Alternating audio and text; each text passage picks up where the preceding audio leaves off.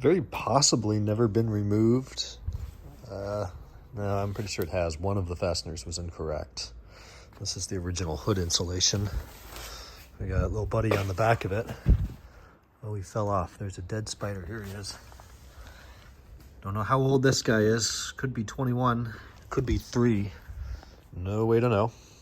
Old one's just dirty and collapsed, and those tabs at the bottom hang loose. I don't know if the new one will fix that or not. That seems to be a common problem. Never even seen the underside of my hood before. The hood has been painted, but I don't know if they take that off to paint just the outside of it.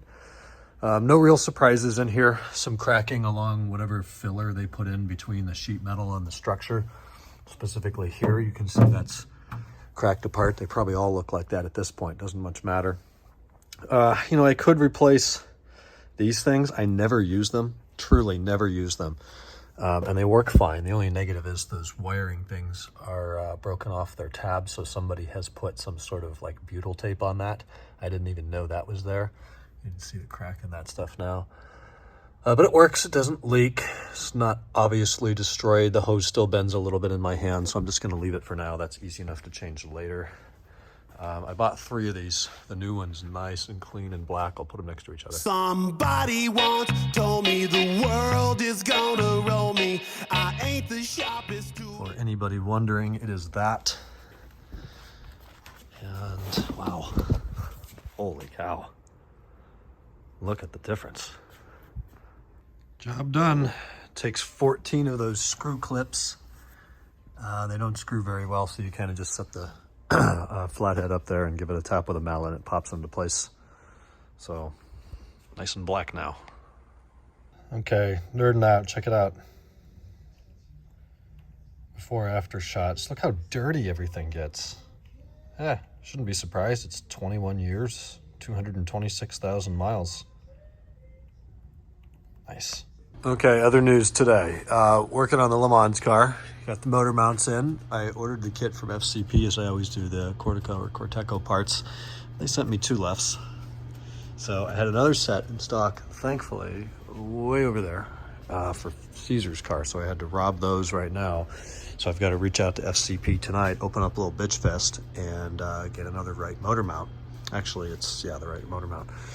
Then last week, before I left, I replaced the low pressure power steering hoses up there, got the job done, started the car, topped off the fluid, and then noticed that the high pressure line right on top of the low pressure line there was dripping onto the line. Obviously didn't like coming out and then getting pushed down here and going back in. So I had to order that line, put it in today. It's a pain in the ass. You got an 8 mil here, obviously you're fitting, and another new O-ring up there, and then a big 22 mil on top of the steering box, which it's about an hour just to get the bolt to start threading. So I built 2 hours for it, 1 hour to get the bolt to thread and the other hour to actually change the line.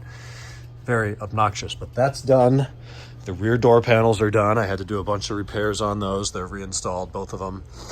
So we resealed the vapor barriers, checked the 10 millimeters on the window regulators, replaced the vapor barriers in addition to resealing them. That sunshade over there. This side, this window was broken out at some point. There's a ton of glass in the door, so we picked all that out, figured out why the window didn't work on this side. Worked on the master panel, but not the panel back, or not the switch back here. Wasn't plugged in, so I'm not going to charge him to fix that. But rear compartment's done. Now we got to do the front vapor barriers and get those sealed up again. And then into the cooling system, and then the drive line. And we've been working on this car almost nonstop for the last several days, and there's only more to do. This entire box over here on the right corner, front right corner, is all Daniel's stuff. So there's my 2 left motor mounts that have to go back. It's just annoying as hell. You got a whole cooling system rebuild to do. There's a CSV, seat trims, radiator hoses, belts, probably pulleys. We haven't gotten to look at them yet. Shifter carrier, usual suspect. E60's getting a rear bumper now too. I don't know if I mentioned that. Got the tail lights out. It's going to the body shop on the 6th. I cannot wait to get it out of here. It has been a paperweight for 4 months now. So it's going to go and get the fenders hung and painted, alignment, rear bumper installed, just all the rest of the body work that I don't do here. Here's my wheel from last Wednesday. Give you a look at the 2 things: A, the damage, and B, the tire. So obviously the tire is destroyed. And that's the little chip in the wheel.